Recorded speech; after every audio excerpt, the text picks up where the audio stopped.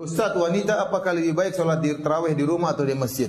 Yang benar, wanita yang terbaik sholat di rumah. Kata Nabi SAW, La tamna'u ima Allahi masajidallah wa buyutuhunna khairun lahun. Janganlah kalian melarang para wanita ke masjid, tetapi di rumah lebih baik bagi mereka. Wanita kalau sholat tarawih di rumah lebih afdal daripada kalau dia sholat tarawih di masjid. Seluruh keutamaan yang diperoleh laki-laki kalau ke masjid diperoleh juga oleh wanita tatkala di rumah. Contoh, lelaki kalau ingin dapat pahala 27 kali lipat, 27 derajat, dia harus ke masjid. Itu laki-laki. Dapat 27 derajat. Tapi kalau wanita, dia ke masjid, dia juga dapat 27 derajat. Ternyata di rumah lebih baik. Berarti kalau dia di rumah, dia juga dapat 27 derajat. Dan ini bentuk keringanan dan pemuliaan yang Allah berikan kepada para wanita. Lelaki kalau ingin 27 derajat harus ke masjid. Perempuan tidak perlu, di rumah sudah cukup. Lelaki kalau ingin salat supaya dapat pahala salat semalam suntuk, kata Nabi SAW, Man shallama al-imami hatta yansarif kutiba lahu qiyamul lailah. Barang siapa yang salat bersama imam sampai selesai, bagi dia pahala salat semalam suntuk. Ini laki-laki ke masjid.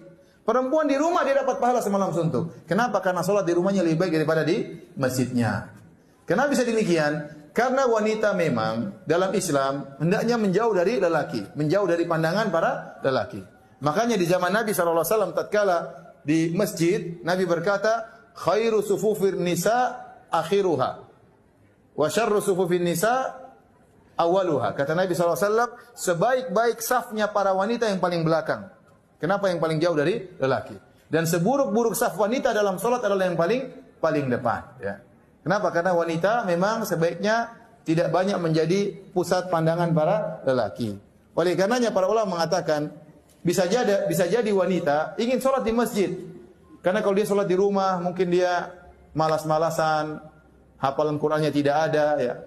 Hafalan cuma 3 qul, ya. Sekarang sudah 4 qul, ya. Qul huwallahu ahad, qul a'udzu birabbil falaq, qul a'udzu birabbin nas, plus qul ya ayyuhal kafirun. Ya. Setelah itu enggak ada lagi qul yang lain, enggak hafal, udah bosan Ustaz. Saya kasih saran, kalau seorang wanita tidak punya hafalan banyak, dia boleh sholat malam sambil baca Quran, nggak ada masalah. Sambil pegang mushaf, nggak ada masalah. Ini diperbolehkan oleh para ulama. Ustaz, tetap saja saya jadi malas, ngantuk aja kalau sholat di rumah. Ya udah ke masjid, nggak apa-apa. Nggak apa-apa. Meskipun di rumah lebih baik, tapi wanita dibolehkan sholat di masjid. Dengan syarat, tidak boleh berhias tatkala ke masjid. Tidak boleh pakai parfum tatkala ke masjid. Harus seadanya yang wajar-wajar saja. Tidak boleh. Ya. Sampai sebagian ulama mengatakan wanita yang terkenal cantik tidak boleh ke masjid. Ya. Kenapa? Karena bisa mengganggu jamaah. Ya. Imamnya terganggu, berdebar-debar tatkala lewat wanita tersebut. Ya.